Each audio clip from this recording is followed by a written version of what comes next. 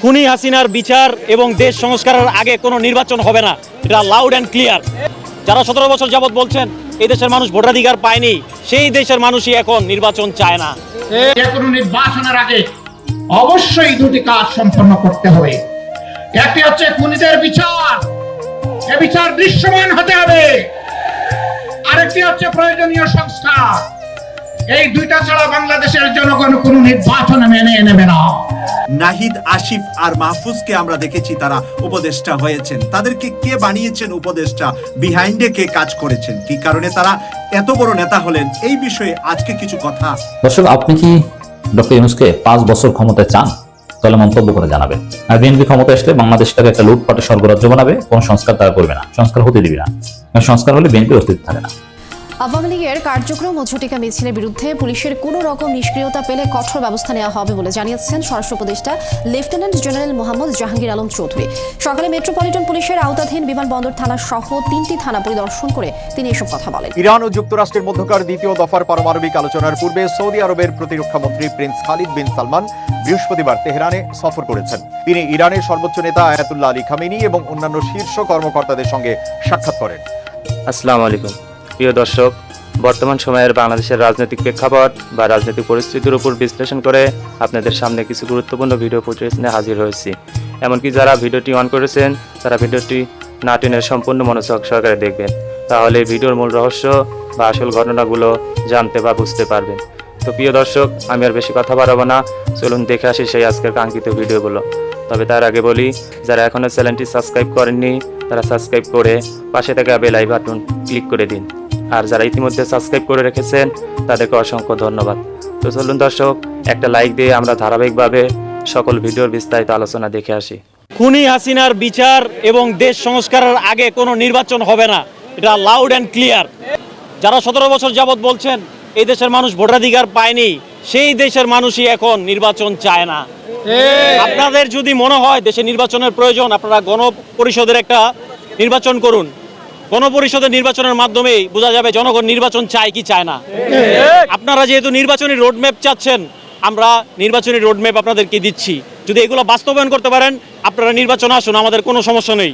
আমাদের রোডম্যাপ হচ্ছে, সর্বপ্রথম আমরা চাই জুলাই আন্দোলনের হত্যার বিচার, সংবিধান সংস্কার, বিচার ব্যবস্থার সংস্কার, শিক্ষা ব্যবস্থার সংস্কার, ব্যাংকিং খাত সংস্কার, আইন শৃঙ্খলার সংস্কার, দেশের বাণিজ্য সংস্কার, রোহিঙ্গা সমস্যার সমাধান সংস্কার, সরকারি নিয়োগ ব্যবস্থার সংস্কার, সামাজিক ব্যবস্থার সংস্কার, পার্বত্য বিশৃঙ্খলা সংস্কার, ঘরবাড়ি রাস্তাঘাট সংস্কার, জাতীয় রাজনৈতিক নেতাদের সংস্কার, নির্বাচন ব্যবস্থার সংস্কার, স্থানীয় সরকার নির্বাচন, তারপরে আমরা চাই নির্বাচন। যারা আমাদেরকে বলছেন যে ভয় দেখাতে পারবেন, খুনি হাসিনাই আমাদেরকে কোনো ভয় দেখাতে পারেননি, তার আপনারা এ থেকে শিক্ষা নিন, 24 থেকে শিক্ষা নিন, আপনারা আমাদেরকে কোনো ভয় দেখাতে পারবেন না। ডক্টর ইউনূসের উদ্দেশ্যে একটা কথা বলতে চাই, doctor Yunus, you will be the winner if you make every loser turn into winner. আমরা নারায়ণগঞ্জ সর্বপ্রথম ডাক দিয়েছি মার্চ ফর ইউনূসের, আশা করি ইনশাআল্লাহ বাকি 63 জেলাও মার্চ ফর ইউনূসের ডাক দিবে। সারা দেশের জনগণ একত্রিত হবে। আমরা চাই দেশের আগে সংস্কার, তারপর নির্বাচন। কোনো নির্বাচনের আগে অবশ্যই দুটি কাজ সম্পন্ন করতে হবে। একটি হচ্ছে খুনিদের বিচার, এ বিচার দৃশ্যমান হতে হবে। আরেকটি হচ্ছে প্রয়োজনীয় সংস্কার। এই দুইটা ছাড়া বাংলাদেশের জনগণ কোনো নির্বাচন মেনে নেবে না।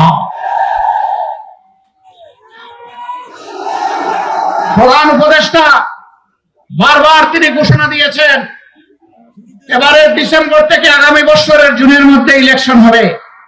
আমরা প্রধান উপদেষ্টাকে বিনয়ের সাথে বলবো, আমরা ইলেকশন চাই, আমরা সুষ্ঠু নির্বাচন চাই।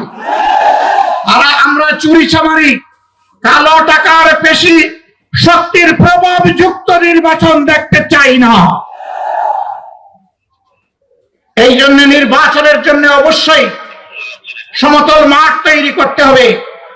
এই দায়িত্ব পালনে আপনারা আমাদের যত ধরনের সহযোগিতা চাইবেন, সকল সহযোগিতা দেওয়ার জন্য আমরা প্রস্তুত রয়েছি।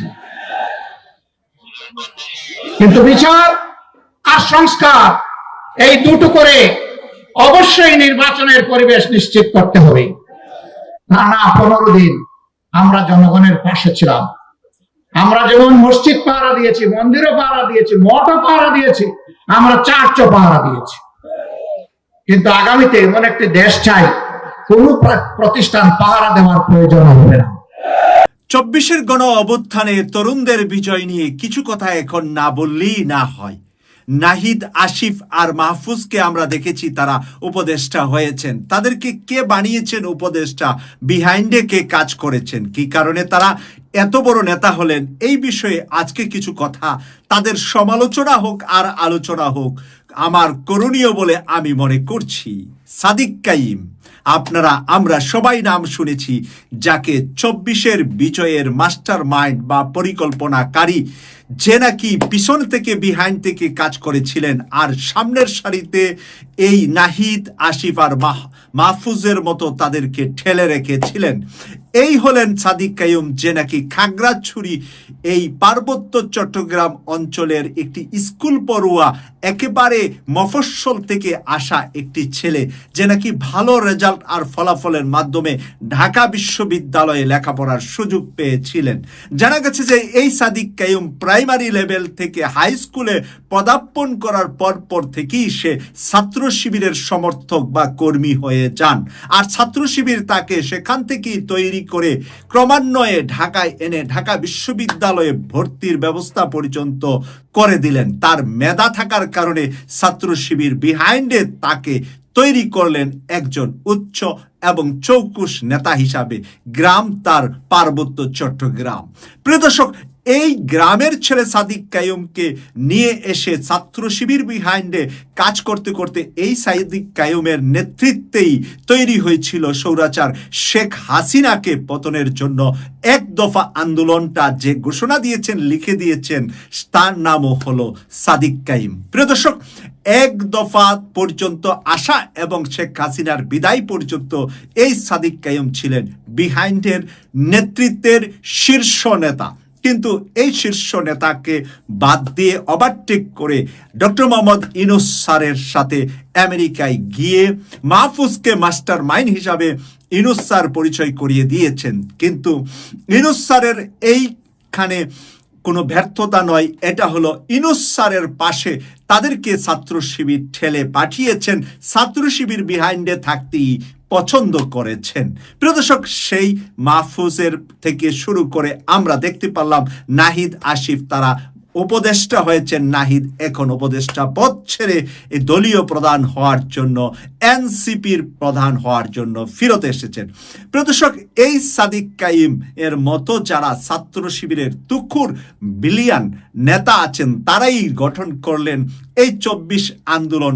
সারা বাংলাদেশের টেকনাফ থেকে তেঁতুলিয়া, রূপসা থেকে পাথুরিয়া তাদের একটি নেটওয়ার্ক। সরকারের কার্যক্রমেই ডক্টর ইউনূস সরকারের মেয়াদ বাড়ার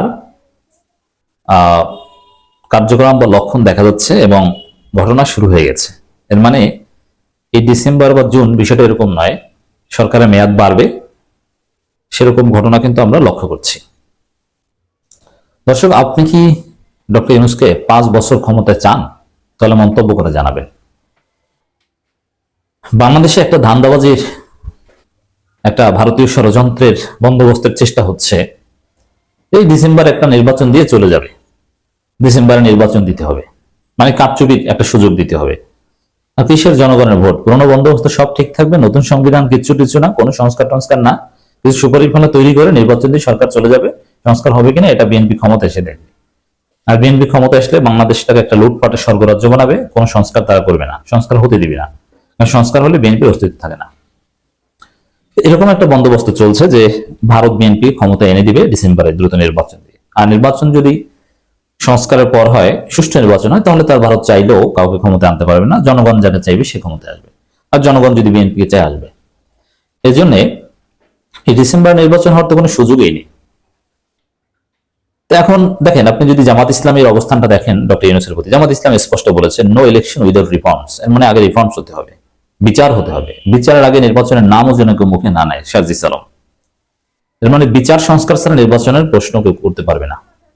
তো ডিসেম্বরের আগে বিচার সংস্কার হবে না, এক। দ্বিতীয় কথা হচ্ছে, বিচার সংস্কার হলেও তারপরে কবে নির্বাচন, এটাও কিন্তু জামাত ইসলামী বলেছে আমরা দিনক্ষণ ঠিক করে দিচ্ছি না। জামাতের বক্তব্যের তাৎপর্য হচ্ছে it's up to professor Yunus. Professor Yunus যখন প্রয়োজন মনে করেন তখন তিনি নির্বাচন দেবেন। যৌক্তিক সময় তিনি নির্বাচন দেবেন, তার উপর আস্থা। আমাদের আস্থা এটাই। এবং এই আস্থার একটা ব্যাখ্যা হচ্ছে, মোট 5 বছর প্রফেসর ইউনূসকে ক্ষমতায় চাই, তার মনে করেন 7 মাস হয়েছে, তো 5 বছরে 7 মাস হয়েছে। তো এই সরকার 5 বছর ক্ষমতায় না থাকলে বাংলাদেশকে উন্নয়নের মহাসড়কে এবং একদম পিওর একটা ডেমোক্রেসি উপহার দেওয়া সম্ভব হবে না। এই জন্য ডক্টর ইউনূসকে আমরা 5 বছর ক্ষমতায় চাই। আপনারা একমত কিনা জানাবেন।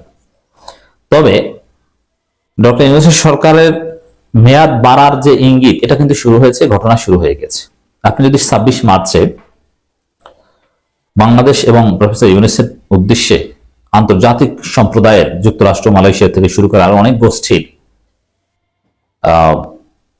শুভেচ্ছা বার্তা দেখেন, সেখানে কেউ কোনো নির্বাচনের কথা বলেনি এবং ডক্টর ইউনূসের উপর পূর্ণ সমর্থন ব্যক্ত করা হয়েছে। এক ধরনের ব্লাঙ্ক চেক দেওয়া হয়েছে। আমার নির্বাচন নিয়ে কোনো চাপ নেই। আলী রিয়াজ স্যার কিন্তু বলেছিলেন যে নির্বাচন নিয়ে আমরা কোনো চাপই নেই, কোনো চাপ নেই। আওয়ামী লীগের কার্যক্রম ও ঝটিকা মিছিলের বিরুদ্ধে পুলিশের কোনো রকম নিষ্ক্রিয়তা পেলে কঠোর ব্যবস্থা নেওয়া হবে বলে জানিয়েছেন স্বরাষ্ট্র উপদেষ্টা লেফটেন্যান্ট জেনারেল মোহাম্মদ জাহাঙ্গীর আলম চৌধুরী। সকালে মেট্রোপলিটন পুলিশের আওতাধীন বিমানবন্দর থানা সহ 3টি থানা পরিদর্শন করে তিনি এসব কথা বলেন। পুলিশ সদস্যদের বদলি হওয়ার পরও যারা নতুন কর্মস্থলে যোগ দেননি তাদের বিষয়ে কঠোর অবস্থান নেওয়ার কথা জানান স্বরাষ্ট্র উপদেষ্টা। ইরান ও যুক্তরাষ্ট্রের মধ্যকার দ্বিতীয় দফার পারমাণবিক আলোচনার পূর্বে সৌদি আরবের প্রতিরক্ষা মন্ত্রী প্রিন্স খালিদ বিন সালমান বৃহস্পতিবার তেহরানে সফর করেছেন। তিনি ইরানের সর্বোচ্চ নেতা আয়াতুল্লাহ আলী খামেনি এবং অন্যান্য শীর্ষ কর্মকর্তাদের সঙ্গে সাক্ষাৎ করেন। সৌদি বাদশাহ সালমানের একটি বার্তা তিনি খামেনির কাছে পৌঁছে দেন। আলোচনায় দুই দেশের মধ্যকার সম্পর্ক উন্নয়ন ও পারস্পরিক স্বার্থ সংশ্লিষ্ট বিষয় নিয়ে আলোচনা হয়। খামেনি বলেন, ইরান ও সৌদি আরবের মধ্যে সুসম্পর্ক উভয় দেশের জন্যই কল্যাণকর। 2023 সালে চীনের মধ্যস্থতায় ইরান সৌদি সম্পর্ক পুনঃপ্রতিষ্ঠার পর থেকে দুই দেশের সামরিক বাহিনীর মধ্যেও সহযোগিতা বৃদ্ধি পেয়েছে বলে জানিয়েছেন ইরানের সেনাবাহিনীর chief of staff Mohammad Bagheri. এ সফর এমন এক সময় হয়েছে যখন পারমাণবিক কার্যক্রম নিয়ে ইরান যুক্তরাষ্ট্রের মধ্যে নতুন করে উত্তেজনা দেখা দিয়েছে। তেহরানে অবস্থান করছেন জাতিসংঘ পারমাণবিক পর্যবেক্ষক সংস্থা IAEA এর প্রধান রাফায়েল গ্রোসি, যিনি সতর্ক করে বলেছেন সমঝোতার জন্য সময় দ্রুত ফুরিয়ে যাচ্ছে।